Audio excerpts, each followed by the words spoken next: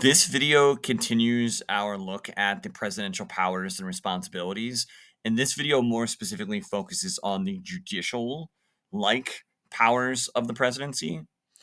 So it's important to note that a president is responsible for appointing all federal judges. So federal judges, when appointed, basically serve until they either die or they decide they don't want to do the job anymore.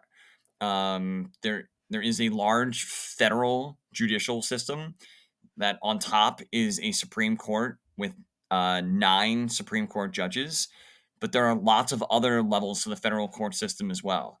There is a district court, which is at the bottom of the federal court system, and then there's an appeals court, and then eventually you could appeal your way all the way up to the United States Supreme Court. If there's a vacancy on any levels of these courts, it's the president of the United States that gets to appoint replacements. So that's the president's main job when it comes to the federal judicial system. And once a president appoints a replacement, a judge, to sit in the federal court system, it's the Senate that has to approve the president's appointment, and a majority vote is needed to confirm. It's a word we use for approve, right? The president's nominee. There are, however, some other formal powers of the president to deal with, like the judicial branch, and these are really checks that the president has on the judicial branch. Presidents have the ability to issue pardons, which basically anybody convicted of a federal crime in the United States can basically receive 100% forgiveness from the president. This is called like a pardon. This could be done if there's somebody in jail that the president believes is wrongfully convicted. The person can be completely forgiven and released from jail. If a person has already basically done their time and served their sentence, the person can be retroactively forgiven and having that taken away from their record. So that's a pardon. That's 100% complete forgiveness. And that's the president's check on the judicial branch. Presidents can also issue what are called commutations. If a sentence is commuted, it's different.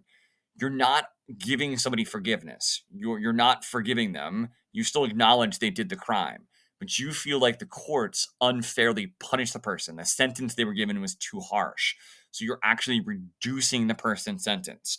So if you commute somebody's sentence, like maybe they're sentenced to 20 years in jail, they've already done 8 years, and you feel like that's enough, you can commute their sentence, give them a commutation. The person's not forgiven, but their sentence is reduced. This is all a matter of public record. When presidents issue basically pardons and commutations, it's carried out by the Department of Justice, which is a cabinet level department of the president. And you basically can look at on like the Department of Justice's website to see what people each president pardoned, what their name is, what they were originally accused of, and what the result was. So all of this is a matter of public record, but there's not really an approval process. The president just issues a pardon or a commutation, and this is meant to be a check on the judicial system.